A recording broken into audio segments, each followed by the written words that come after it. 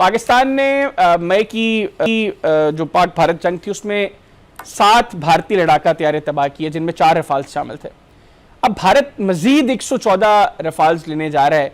आप इस फैसले को, भारतीय फैसले को कैसे देख रहे हैं, और सेकेंडली आपके नज़दीक क्या इस फैसले से खित्ते में जो ताकत का तवाज़न है उसमें किसी तरह का कोई बिगाड़ आएगा? देखें, बात यह है कि भारत ने 114 राफेल खरीदने तो हैं, इनको चलाना किसने है? बात यह कि भारतीय पायलट ने चलाना है। ना वो ट्रेंड है, ना उनमें हौसला है, ना उनमें करज है, ना उनकी ट्रेनिंग है, ना उनके अंदर कोई एक जोश बल्बल है, ना उनके लिए कोई मोटिव है। तो व्हाट इज द पर्पज? और सेकंड, 114 जहाज उनको कोई एक साल में 2 साल में तो मिलने नहीं है, 10-15 साल में जाके मिलेंगे। मे भी एक 2 साल के बाद ये मिलनी शुरू होती है, 2 साल के बाद 10-15-14 जहाज मिले। उससे ये क्या कर लेंगे? पिछले जो इनको जहाज मिले थे 2021 में, तो 4 साल के बाद इन्होंने उनको इस्तेमाल किया तो क्या किया? रिजल्ट 0/0। 4 राफेल गिरा लिए। लेकिन सर, इस मरतबा तो भारत जो है वो मेक इन इंडिया की बात कर रहे हैं कि टेक्नोलॉजी ट्रांसफर होगी, भारत खुद रफाल जो है। मेक इन इंडिया में सिर्फ उन्होंने फ्रेम बनाने हैं और कुछ भी नहीं करना, बाकी सारा कुछ वहीं जाना है। मेड इन इंडिया बनाएंगे तो और अच्छा, क्वालिटी खराब होगी। आपको पता नहीं डिफेंस इंडस्ट्री कितनी करप्ट है। आपके सामने तेजस को 40 साल हो गए बनाते हुए, जिसमें वो कभी जो इलेक्ट्रॉनिक इंजन ले लेते हैं अमेरिका से, इलेक्ट्रॉनिक्स लेते हैं इसराइल से, रशिया की कोई और चीज लेते हैं, फ्रेम कहीं से लाते हैं, मेहनत कहीं से लाते हैं। असेंबल इन इंडिया बेसिकली वो। और रिजल्ट आपने देख लिया दुबई में किस तरीके से पूरी दुनिया के सामने अपनी जागृतशाही की। दुनिया में आप जब ऐसे मौके पे शो में अपनी बेस्ट इंडिजिनस मशीन भेजते हैं ताकि वो दुनिया को कन्विंस करे आप उसको ऑर्डर मिले, तो जो ऑर्डर थे इन्होंने वो भी कैंसिल करवा लिए। ये इनकी डिफेंस इंडस्ट्री का हाल है। राफेल वाले बहुत गलती करेंगे कंपनी जो वहाँ लेकर आएंगे और वहाँ जो बनाएंगे, वो आपको पता है कि इनके क्या हाल होना है, क्या क्वालिटी कंट्रोल होना है, और अल्टीमेटली इससे ज्यादा बुरा हाल होगा। अच्छा सर, आपके नजदीक भारत का ये जो फैसला है, मतलब 114 एक बड़ा नंबर है, इसमें कोई शक नहीं है कि भारतीय फिजाइया को स्क्वाड्रंस की कमी का सामना था, लेकिन भारतीय मईशत भी वो इस काबिल नहीं है कि वो इतना बड़ा ऑर्डर जो है वो अपनी दिफा का, मतलब 36 अरब डॉलर्स का उन्होंने ऑर्डर ये दिया है। ऐसे में आपको, आपके नज़दीक इस फैसले की वजह क्या है? क्या भारत पाकिस्तान पर किसी तरह का कोई दबाव डालना चाहता है, और आपके नज़दीक इससे पाकिस्तान पर कोई प्रेशर आएगा? Pakistan doesn't get any pressure. ये सिर्फ पाकिस्तान पर इस खित्ते में अपनी हेजमनी के लिए ये शो करना चाहते हैं कि हम इतनी बड़ी फोर्स बन गए हैं। It is man behind the machine. चलाने वाला कौन है? सेकंड ये है कि पाकिस्तान की जो हमारे एयर फोर्स, हमारी ग्राउंड फोर्सेज, हमारी naval forces, they are not scared of anything. इसलिए कि we believe in quality, Indian believe in quantity. बिल्कुल ठीक। हमने अभी आपको करके दिखा दिया कि जैसे J-10 ने और उसके बाद J-17 थंडर्स ने जिस तरीके से इंडिया को जीरो करके रख दिया इलेक्ट्रॉनिक्स वॉरफेयर में, साइबर वॉरफेयर में। उसके बाद पायलट्स की देखें, इशू ये कि हमारे पायलट्स वेरी वेल ट्रेंड हैं, ऑपरेशनली ट्रेंड है, ट्राई सर्विस में ट्रेंड है। उसके बाद उनका ईमान का जज्बा बहुत है, जज्बा शहादत बहुत है। ये चीज़ें फोर्स मल्टीप्लायर्स हैं। अगर ये इंडिया के 5 जहाज और पायलट्स हों, हमारा एक जहाज, ये फोर्स मल्टीप्लाई की वजह से उनसे बेहतर है। That is what we show to the world कि हमने कैसे इनके जहाज गिराए 8, और हमारा अल्लाह का शुक्र है कि एक भी जहाज नहीं गिरा, और दुनिया इस बात को रिकग्नाइज करती है। दुनिया अपने पायलट्स पाकिस्तान ट्रेनिंग के लिए भेज रही है।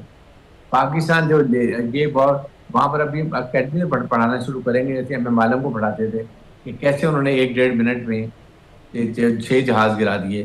तो दिस इज अ डिफरेंट। इसलिए हम इससे बिल्कुल मालूम नहीं होते हैं, हमें कोई फर्क नहीं पड़ता। एक एक इंच एरिया इंडिया का जो है ना वो हमारी मिसाइल रेंज में है।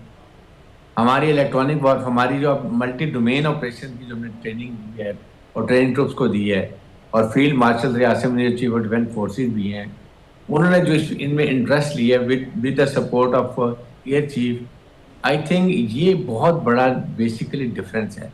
और ये CDF जो ऑफिस बना है, एक कमांड बनी है, इसमें यूनिफाइड कमांड है, इसमें जो ऑपरेशन रेडीनेस है, सारे मल्टी डोमेन ऑपरेशन की जो प्रैक्टिस होती है, रिहर्सल होती है, उसके बाद शॉर्ट ऑफ टाइम में आप यू कांट वेस्ट टाइम। ये सारी चीजें ये फोर्स मल्टीप्लाई है। बिल्कुल ठीक। अच्छा सर, दो चीज़ें आपने जो कहा कि पाकिस्तान जो है वो क्वालिटी पर फोकस करता है, हम क्वांटिटी पर फोकस नहीं करते।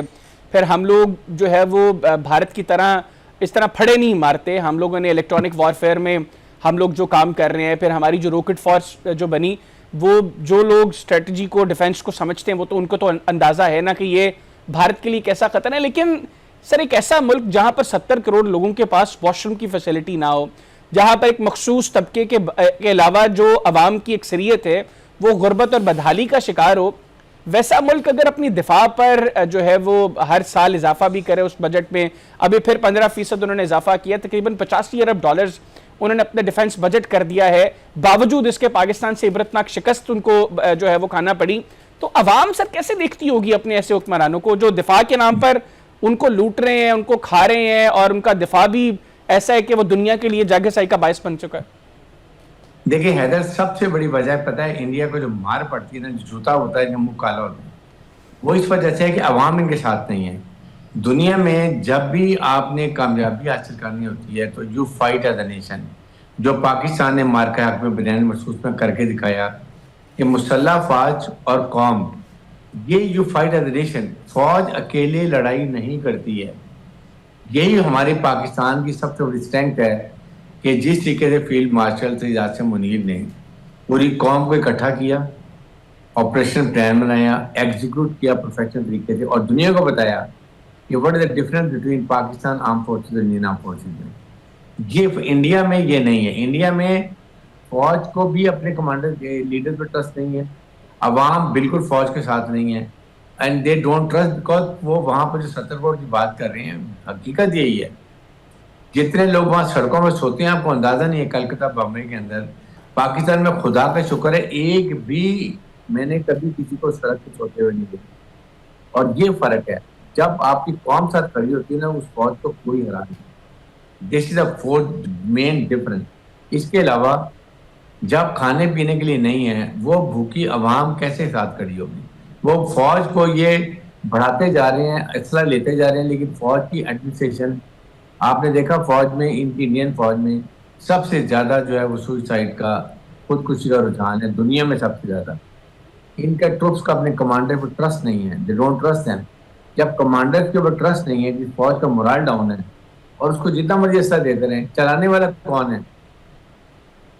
नहीं तो सर, जिस तरह आपने कहा कि फौज को अपनी कमांड के ऊपर जो है वो ट्रस्ट नहीं है, मतलब एक ऐसा उनकी फिजाइया के जो सरबराह हैं अमरप्रीत सिंह सर, वो किस तरह जाती होंगे अपनी एयरफोर्स के किसी इवेंट में, जब उनको पता है कि वो दुनिया के सामने 6 माह के बाद जब वो हाइबरनेशन से निकले बाहर, तो उन्होंने अचानक आके कहा जी कि हमने पाकिस्तान के तैयारे गिराए हैं, जबकि भारतीय फिजाइया में एक एक शख्स जानता है कि पाकिस्तान ने भारत के जहाज गिराए हैं।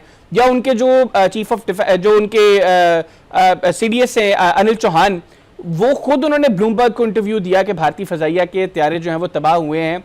तो वो लोग जब आके आज शेखी मारते हैं, तो उनकी फौज सर कैसे देखती होगी अपने इस लीडरशिप को? देखो, मैं यही हैरान होता हूँ कि कमांड में आपकी कमांड इंस्पायर करनी चाहिए अपने जूनियर्स को। हमारे सिपा सलार फील्ड मार्शल आसिम मुनीर को हमारे ट्रूप्स बड़े प्राउड होकर देखते हैं, they trust him and he has proved. India ने क्या प्रूव किया मुझे बताएं, कैसे उनका ट्रस्ट होगा? ये लड़ाई से एक दिन पहले उन्होंने अपने डिप्टी एयर चीफ को सैक कर दिया। नॉर्दर्न कमांड जो पूरे कश्मीर की रिस्पॉन्सिबल है, उसके कमांडर को सैक कर दिया। आप बताइए वो फौज कैसे लड़ेगी? सेकंड ये कि ये ट्रस्ट की बात है, डेवलप जब तक ट्रुप्स को अपने कमांडर पर ट्रस्ट नहीं होगा, वो ट्रुप्स कभी भी लड़ाई में कामयाब नहीं होंगे। और यही इंडिया की सबसे बड़ा फुकदान, और ये कभी खत्म नहीं हो सकता। जितने मर्जी राफेल लिए हैं, उसको चलाए एक मशहूर है ना, it is man behind the machine, it's not machine behind the man. तो कौन चलाने वाला है? 900 पायलट कम है, 9 स्क्वाड्रन कम है, नहीं आते लोग इसके बाद, डर रहे हैं पाकिस्तान के पायलट से, पाकिस्तान की मुसल्लह फौज से डरते हैं। हमने जो इनका कश्मीर में हाल किया, जब इनके बंकर ब्लास्ट किए, इन्होंने आपको याद है सफेद झंडे खड़े कर दिए थे जी। जो जिस फौज का ये हाल हो, वो फौज क्या मुकाबला करेगी? तो सर ये जो फिर दिफाई बजट है, मतलब 85 अरब डॉलर्स का दिफाई बजट पाकिस्तान का, उसके मुकाबले में हमारा तो उनसे 10 गुना से भी ज़्यादा बजट कम है, लेकिन हम लोग जो है वो क्वालिटी पर फोकस करते हैं। हमारा जो है वो हम क्वांटिटी को इग्नोर करते हैं। हमारी ये होती है कि हम टारगेटेड जो है वो चीज़ें लें और उनसे ही हम मामलात को चलाते हैं। अभी सर बड़ी बातें हो रही हैं कि Pakistan HQ-19 air defence system लेने जा रहा है और आने वाले महीनों में वो पाकिस्तान के अंदर जो है वो मौजूद होगा। सर, आप क्या देख रहे हैं? भारत तो मतलब आंखें बंद करके अपने दिफा के ऊपर वो पैसे लगा रहे हैं। जो मैंने स्टडी किया HQ-19 को, इसके बाद तो भारत का जो मिसाइल प्रोग्राम है उसके अरबों डॉलर जो है उसका सर बेड़ा गर्क हो जाएगा। देखिए, दे डोंट रियलाइज पाकिस्तान की तीनों मुसल्लह अफवाज बहुत प्लान करके, सोच समझ के हम प्लान करते हैं चाइना से जो हम इक्विपमेंट लेते हैं, and we think 10 years ahead कि 10 साल के बाद क्या हो रहा है। हमें पता था कि इंडिया ने कभी मिस एडवेंचर करना है और हमने उनका मुंह काला कर दिया। इसी तरह फिर 5 साल के बाद अगर अभी देखें राफेल आएंगे, ये कम से कम 5 साल, अगर ये इनको 20 जहाज भी मिल जाते हैं, जब भी मिलते हैं 20 साल चाहिए इनको उनके पायलट ट्रेनिंग के लिए, उनको ग्राउंड के साथ सिंक्रोनाइजेशन करने के लिए। भी अब हमारी इंडिजिनस ट्रेनिंग है, इंडिजिनस प्रोडक्शन है, हमारे पास तमाम, आपके पास लेटेस्ट हमारे पास एयर डिफेंस सिस्टम है, इलेक्ट्रॉनिक्स हमारे पास A1 किस्म की है, नए हम अभी मिसाइल लेकर आ रहे हैं जो और ज़्यादा रेंज होगी, बियॉन्ड BBR इनकी होगी। तो what हमें नहीं चाहिए, नहीं कर सकते, इनकी हिम्मत ही नहीं है, ना इनकी ट्रेनिंग है। सबसे बड़ी बात है फोर्स मल्टीप्लायर इनके पास कोई नहीं है, ना जज्बा ईमानी ना शहादत। इंडियन साहबियों से मैं सुन रहा था लास्ट टाइम जब 2019 में इन्होंने ये आए थे बालाकोट के ऊपर, इनके पायलट, इनके छापी कहते थे हम पाकिस्तान से नहीं जीत सकते। तो दूसरे का क्या वजह है?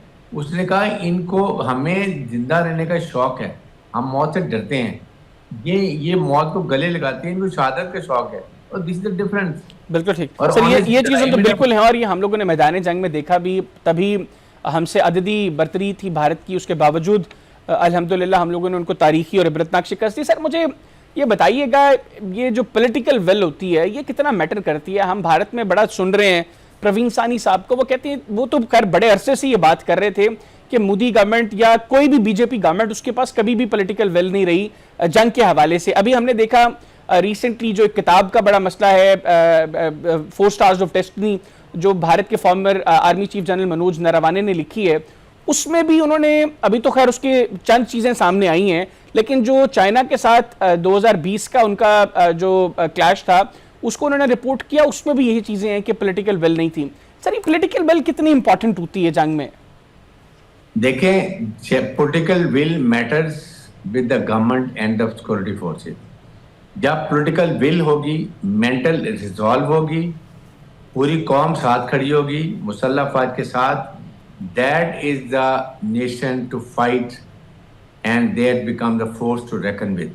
This is the difference.